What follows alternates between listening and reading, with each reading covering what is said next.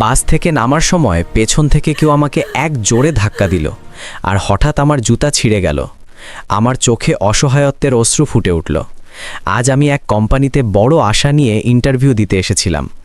দূর দূরান্ত পর্যন্ত কোনো মুচিও আমার নজরে আসছিল না যে আমার জুতাটি সেলাই করে দেবে।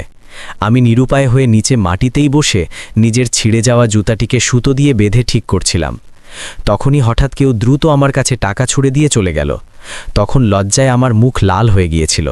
আমি নিজেকে অপমান বোধ করছিলাম। আমি যেমন তেমন করে ইন্টারভিউ দেওয়ার জন্য পৌঁছে তো গিয়েছিলাম।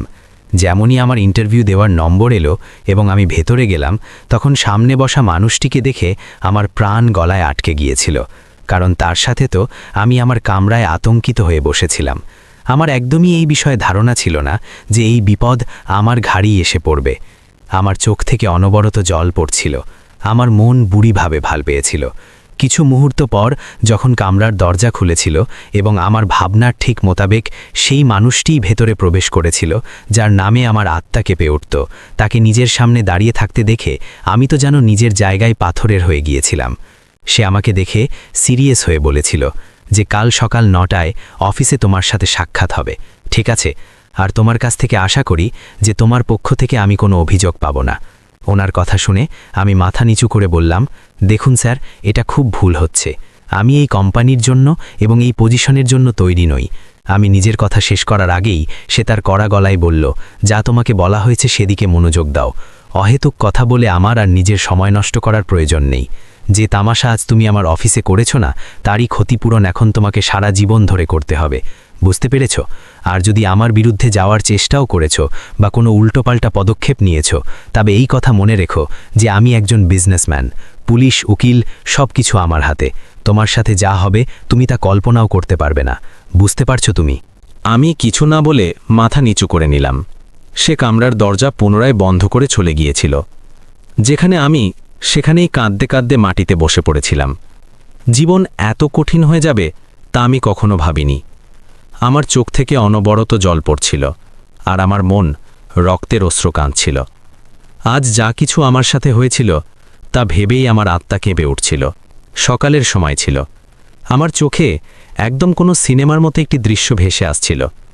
আমি খবরের কাগজের মাধ্যমে এক জায়গায় চাকরির জন্য আবেদন করেছিলাম, কারণ আমার চাকরির দরকার ছিল। আমার আশা ছিল না যে এখান থেকে আমি কোনো সাড়া পাব, কিন্তু বলে না, যেখান থেকে আপনার আশা নেই সেখানেই আপনার ভাগ্য জুড়ে যায়। 2 দিন পরেই আমি এক কোম্পানি থেকে ফোন পেয়েছিলাম যে আপনাকে একটি ইন্ডাস্ট্রিতে ম্যানেজমেন্ট ইন্টারভিউ দিতে হবে। যদি আপনি এই পদের জন্য তৈরি থাকেন তবে আমাদের কোম্পানিতে আসতে পারেন। আমি আপাতত যে কোনো ধরনের চাকরি করার জন্য তৈরি ছিলাম, কারণ আমার চাকরির খুব প্রয়োজন ছিল। মা বাবা তো এই পৃথিবীতে নেই। আমি আমার ভাই আর ভাবির সাথে জীবন কাটাচ্ছিলাম। এই কারণেই চুপচাপ চাকরিতে যাওয়ার জন্য তৈরি হয়ে গিয়েছিলাম। কিন্তু এই কথা যখন আমি আমার ভাইকে বললাম, তখন তিনি খুব রাগ করছিলেন। তিনি বলেছিলেন যে শেষমেশ তোমার চাকরি করার কি দরকার? আমি কি তোমার খরচ পূরণ করছি না? আমি কি তোমাকে তোমার প্রয়োজন অনুযায়ী টাকা দিই না? ঘরে রেশনও প্রচুর থাকে, তোমার প্রতিটি ইচ্ছা পূরণ হয়। আমি রোজগার করছি তো, আমাদের ঘরের ব্যবস্থা ভালোভাবেই চলছে। তাহলে তোমার চাকরি করার কি দরকার? ভাইয়ের কথা শুনে আমার চোখে জল এসে গিয়েছিল। আমার চোখ থেকে বের হওয়া 2টি জল যখন পড়ল, তখন তিনি আমাকে চাকরিতে পাঠানোর জন্য রাজি হয়ে গেলেন। আর পরদিন সকালে আমি ইন্টারভিউ দেওয়ার জন্য ঘর থেকে বেরিয়ে পড়লাম। আমার ব্যাগে এত টাকা ছিল না যে আমি কোনো ট্যাক্সি বা রিক্সা নিতাম। কিছু টাকার সাহায্য নিয়ে আমি বাসের মাধ্যমে সেই কোম্পানি পর্যন্ত পৌঁছানোর জন্য উঠে পড়েছিলাম। আমার মন রক্তের অশ্রু কাঁদছিল যে আজ যদি আমার বাবা বেঁচে থাকতেন তবে আজ আমাকে এত দুশ্চিন্তা করার কখনো প্রয়োজনই পড়ত না। না চাকরি করার জন্য ঘর থেকে বের হতে হতো। তিনি তো নিজেই সবকিছু সামলে নিতেন। মেয়েদের জন্য বাবার বেঁচে থাকা অত্যন্ত জরুরি। যদি কেউ দুনিয়া থেকে বিদায় নেয় তবে মেয়েরা একেবারে লাওয়ারিশ হয়ে যায়। বাবা ছাড়া মেয়ে শুধু ততক্ষণ পর্যন্ত নিরাপদ যতক্ষণ সে নিজে রোজগার করছে। বাকি দুনিয়াদাররা তো সেই মেয়েকে যত তাড়াতাড়ি সম্ভব পিষে ফেলার চেষ্টা করে। আমি যেমনই বাসে উঠলাম তো দেখলাম বাসের সব সিটে মানুষ বসে আছে, তাই আমি সামনেই রড ধরে দাঁড়িয়ে পড়লাম। কিছু মুহূর্ত পর একটি বাস স্টপে থামল, তো অনেক লোকেতে পুনরায় সাওয়ার হলো এবং হঠাৎই আমার পেছনে সবচেয়ে জোরে ধাক্কা লাগলো, যার কারণে আমার চপ্পল ভেঙে গেল। আমি ঘাবড়ে গিয়ে নিজের চপ্পলের দিকে তাকালাম। আমার কাছে এখন এমন কোনো চপ্পল বা স্যান্ডেল ছিল না যা পরে আমি কোথাও যেতে পারতাম, এবং বাকি রাস্তায় বাড়ি কিভাবে যাব শুধু এটাই ভেবে আমার মন ঘাবড়াচ্ছিল। আমি তো সেখানেই নিজের মাথা ধরে দাঁড়িয়ে পড়েছিলাম। ইচ্ছে করছিল পেছনের লোকেদের উপর রাগ করি, কিন্তু আপাতত আমি নিজেকে নিয়ন্ত্রণ করলাম। কিছু মুহূর্ত পর আমার স্টপ এলো এবং আমি বাস থেকে নেমে গেলাম। আমার চপ্পলের অবস্থা তো বেশ খারাপ হয়ে গিয়েছিল, এই জন্য আমি মাটিতে বসে তা জোড়া লাগানোর চেষ্টা করতে লাগলাম। আমার চোখে জল ছিল, মন ঘাবড়াচ্ছিল, আর বুঝতে পারছিলাম না যে আমি এখন কি করি। মুচি ছাড়া এই চপ্পল ঠিকও হতে পারত না। আগে পিছে কোনো মুচির জন্য নজর দৌড়ালাম, কিন্তু আমার নজরে কেউই আসছিল না। কিছু মুহূর্ত তো আমি দাঁড়িয়ে দাঁড়িয়ে নিজের চপ্পলের দিকেই তাকিয়ে থাকলাম। আমি ইন্ডাস্ট্রিয়াল এরিয়া থেকে সামান্য দূরত্বে ছিলাম, আমাকে এখনও পায়ে হেঁটে পথ পাড়ি দিতে হবে। তাই কিছু ভেবে আমি একটি প্লাস্টিকের ব্যাগ মাটি থেকে কুড়িয়ে নিলাম এবং মাটিতেই বসে তা বাঁধতে লাগলাম। যেমন তেমন করে আমাকে চালিয়ে নিতেই হবে, আর আপাতত আমাকে ইন্টারভিউ দিতে হবে। আমার সবচেয়ে বেশি তো ঠিক সময়ে পৌঁছানোর আর ইন্টারভিউ দেওয়ার দুশ্চিন্তা হচ্ছিল। তখনও আমি মাটিতে বসে নিজের চপ্পল জোড়া লাগাচ্ছিলাম, যখন হঠাৎ এক লোক আমার দিকে টাকা ছড়ে দিল, আর সে বলল যে জানি না কোথা থেকে লোকজন এসে ভিক্ষা করার জন্য বসে পড়ে। এতটুকু বলে সে সেখান থেকে সামনে চলে গেল, যেখানে আমি তাকে পেছন থেকে যেতে দেখছিলাম। আমার মধ্যে এখন এত সাহস ছিল না যে আমি দাঁড়িয়ে এই লোকটিকে ডাক দিয়ে আর এর টাকা এর মুখে ছড়ে মারি এবং একে বলি যে আমি কোনো ভিক্ষুক নই। কিন্তু কান্না ছাড়া আমার আর কিছু আসছিল না। আমি আমার চোখে আসা আর্দ্রতা হাত দিয়ে মুছে নিলাম, আর সেই টাকাগুলো নিয়ে নিজের মুঠোয় চেপে ধরলাম। আমার খুব রাগ হচ্ছিল। আমার উদ্দেশ্য সেই টাকাগুলো খরচ করার ছিল না, বরং ঈশ্বরের পথে দান করার ছিল।